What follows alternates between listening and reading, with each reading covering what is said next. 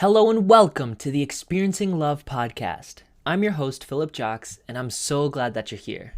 This may not be new information for many people, but as someone who is self-diagnosing as addicted to my phone and technology, I didn't realize just how incredible it can be to start your day without any electronics, or should I say any screens. This morning I tried it for the first time, and I was baffled by multiple things. For starters, I didn't realize just how much I relied on my phone for. Everything from doing timed meditations to exercises or to cooking and finding recipes. I used my phone for all of it. I used my phone to track things with my sleep and my diet, obviously exercises. And so giving myself this period at the beginning of my day where I purposely don't use anything screen related gave me this sense of, well, what do I do now? I find time every day to jump on a mini trampoline, and today I ended up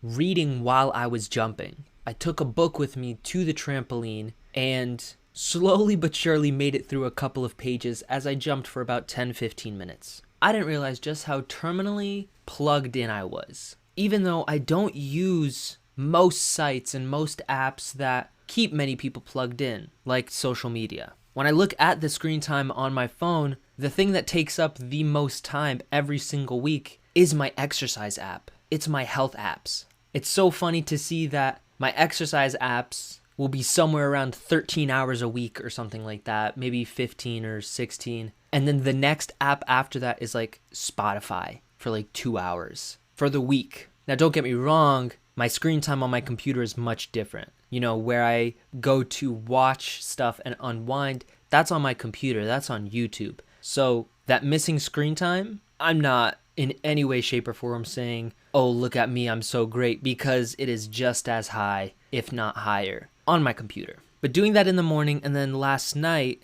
not watching any screens at least an hour before bed, or at least an hour before what I wanted my bedtime to be, just quieted my mind. Like last night, I found myself falling asleep at 11 o'clock because without the screen keeping me awake, I just found my body telling me, if there's nothing else better to do, just go to bed and get the extra sleep now. If left to my subconscious and you ask, do you want to sleep or do you want to watch one more funny video? It'll always choose the funny video. It looks at sleep and says, oh, there's still 8 hours left of that. This one video is only going to take 30 seconds, 45 seconds. It doesn't really understand compounding and how 45 seconds turns into 45 minutes really fast. So I got like 10 hours of sleep last night just because I actually went to bed on time, and then I did sleep in a little bit because the last few days I've been so behind on sleep. Another thing all of this has taught me is that at first I was asking myself the question today, what am I going to do without my screens, right? I wanted to cook this morning.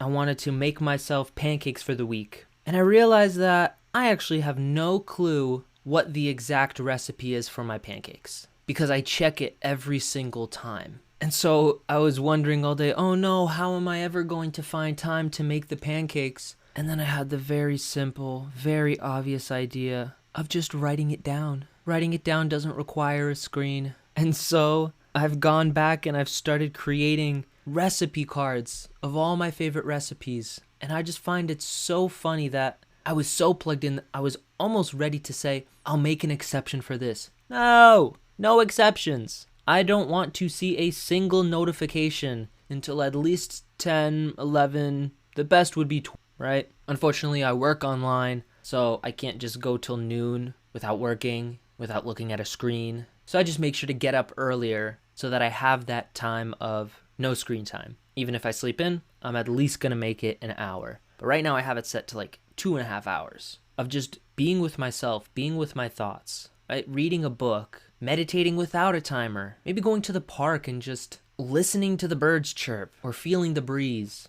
I guess I'm just returning to being present in every single day. So that's my little update. And I find it fascinating how I've heard this tip for so long now. I've heard people say, don't look at your screen in the morning, don't look at your screen in the evening. And it's funny because at times in my life, I think I was delusional enough to think I was doing it because I said, I'm not going to look at my phone for this long, but I still use my phone as my alarm to wake up in the morning. even though I have an alarm clock, mind you. And that simple moment of looking at the screen to turn off the alarm became enough. It became enough to open the door of looking at my notifications, of having the habit of opening my email. And like when I say the habit, I mean I'm on autopilot. Maybe I'm in the bathroom and all of a sudden the email app is open and I'm archiving emails without even thinking about it. That's enough, because it's not about all the mindless emails that I have to archive. It's the one email that'll actually rattle me. That'll actually take me off course for that day.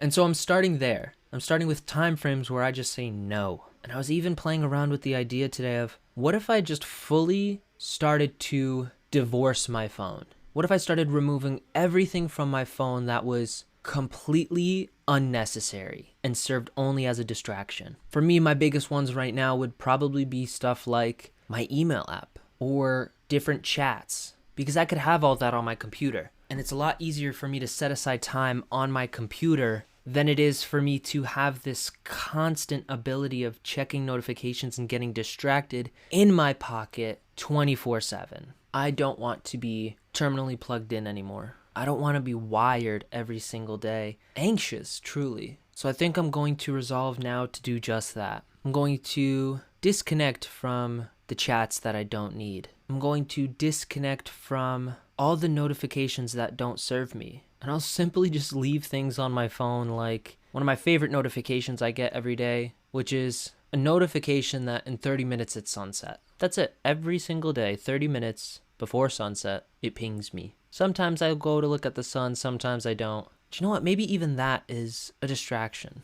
That is pulling me away from what I truly need to do. Yeah, after this, I'm going to commit to a big purge on my phone. I'm like thinking to myself out loud on this episode, but also just in my own head. And I can't think of a good reason to keep it. I really need to get focused. I'm just so distracted sometimes, feeling like I'm pulled in a million different directions. And the funny part is, I'm the one pulling myself. I'm the one going in the different directions. Like, what's that about, bro? I have so many beautiful opportunities, so many things that deserve more of my attention that don't get it because I let myself be pulled. This isn't the type of stretching that I want to do. So I'm going to go do that. And I'm also going to go to the gym because I love going to the gym. I love exercising. I love pushing myself and getting stronger and doing better and figuring it out. You know, this human experience, every single one of us is doing it for the first time. We're all figuring it out together. And I think that is so beautiful. It's splendid to me. Yes, there's so many people that have many years on me, but they also have many things they don't know that I do know. The more focused I get and the more I've drilled down on one area, one thing, I'm going to become a pseudo expert at something. I don't know what. Whatever I feel called to, I just learn about. Maybe I'll even be a jack of all trades and I'll be a mini expert in a bunch of different things. But I'm going to continue learning. I'm going to continue growing day by day. That's all we could hope for, right? It's the human experience. I'm going to take my handwritten recipe cards. I'm going to do some shopping and some cooking tomorrow before I even look at a screen. I'm just going to